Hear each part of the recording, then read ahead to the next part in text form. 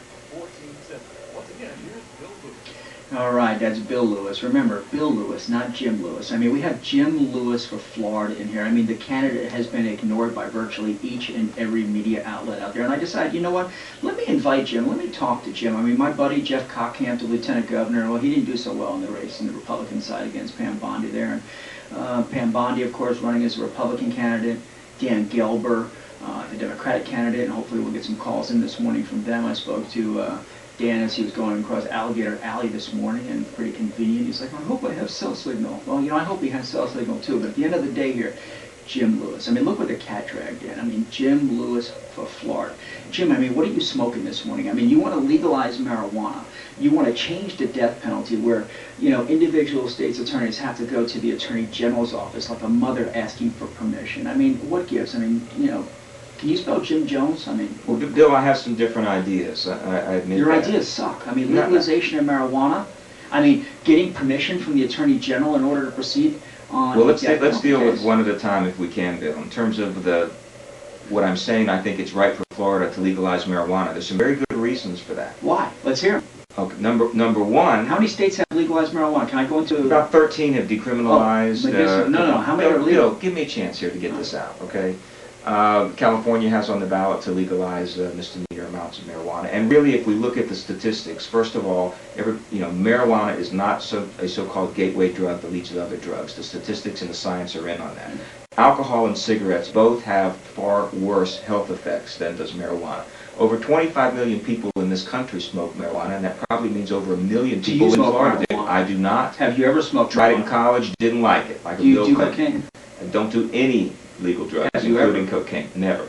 Never? Never. I mean, on a previous show, I think you said you tried marijuana once in school. I mean, to Bill Clinton, I tried it, but I didn't. Exactly. I tried it in college, and quite frankly, I don't like any kind of smoke, and I don't like cigarettes, and do I you don't smoke? use So you don't smoke cigarettes? Don't smoke cigarettes. Do you drink? Very infrequently, but once in a while. Okay. But Bill, let me tell you, the reason why we should consider legalizing marijuana in Florida is that the money that we spend, probably $800 million a year, in locking up pot smokers and using the resources that we need, the prison beds that we could put in violent repeat offenders on, we're using on potheads, and it's silly. They ought to be out working, paying taxes like the rest of us. If we were to legalize pot and to tax it like cigarettes and alcohol, we would be out of our budget crisis tomorrow. We'd probably make about $2 billion, which would be about what we're projecting. Where do you get those numbers from? Where do you get those statistics from that we would make $2 billion? You're just throwing numbers out there to puff yourself up? These are economists that have done this in terms of California and studied what the economic benefits would be, and ours would be similar. We're a little we have smaller, Barry but they on the would be phone. similar. You ready for a question from Barry? Hello, Barry. How are you? Hey, Bill. First of all, I want to thank you for allowing me to host your show yesterday. You got that great Barry upstairs. And secondly, I wanted to mention, as far as Jim Lewis is concerned, I have to agree with him. Agree with him that they should legalize marijuana. Agree with him that they should have to go to the death penalty, go to the state attorney general's office. I mean, you're an individual, Barry, who just a few short weeks ago loved Barack Obama, and all of a sudden now you don't. What gives? Well, I told you the story about that, but let's talk about what we were talking about as far as marijuana is concerned. We would empty out the jails, literally. We would unclog the court system, and then we would bring a lot of money into the state coffers and local jurisdictional coffers to help pay for all these things that we have to do as far as the local budgets are concerned. So I am definitely in favor of that particular point of view. Who are you voting for Attorney General, Barry? I already voted. And you voted for Pam Bondi, Dan Gelber, or Jim Lewis? I voted for Jim Lewis. You voted. Said that. There you go. I got two now, me and my mom. You have two people. I mean, it's sort of like Esther Scott here. You know, at the end of the day, now you have another supporter. Thanks, Barry. Appreciate it. We will talk again. Thank you for your thoughts, Barry. I appreciate it very much. You know, if there are any supporters, Barry always has to have the last word. If there are any supporters out there of Jim Lewis, if there's anybody out there that actually believes that Jim Lewis is right for Florida, give us a ring at 888-565-1470. I mean, when you wake up on Wednesday, November 3rd, where are you going to be, Jim? Hopefully in my house. Doing what? Looking for a job? Well, You Bill, know, that's the beauty of it. I already, I have a job. I've been a lawyer for 30 years. You just freed a rapist, strangler, murderer a few months ago. First of all, that was over a year ago, Bill. You got to catch up. And I've had a lot of cases over the years. Lionel Tate, a lot of people that I've represented who are in prison. But I was a prosecutor for 12 years too. I put a lot of bad people in jail. So you were a people prosecutor you want to forget in the about 80s, that. in the 80s. The 80s, that was the golden years. That's right. Okay, 80s yes. and some of the 90s. Right. Speaking of the golden years, I mean, I notice a lot of your campaign material have the photos on them from the golden years. I mean, have you updated some of your materials to show a more mature elder? Are you trying to say that that photo doesn't look like me, Bill? Is that what you're trying to say? Well, I mean, you do have on here, assistant state attorney, Orange County, back in the 81 to 85 period, special statewide prosecutor to governor's task force back in 85 and 86, and of course 87 and 92 for this office of statewide prosecution. I mean, you haven't been there in the better part of 2 decades. I mean, long enough for some people to come, go, and retire. And Bill, I still know a lot of people in that office, and that's one of the reasons I want to be in the Attorney General's office. I'm the only Or are you just looking candidate. to make a living? No. I mean, you can't make a living in real life. I do all right, Bill. I managed to support my ex-wives and kids okay. Thank you very much. Ex-wives? How many ex-wives do you have? Too many to count, but that's another story. Bill, I'm the only candidate in this race that has been in the Attorney General's office. I'm the only the prosecutor who's really tried capital cases. I've been on both sides. And how many of your defendants are on death row? We're currently 1. Currently? Have any been executed? No. How many were overturned? None.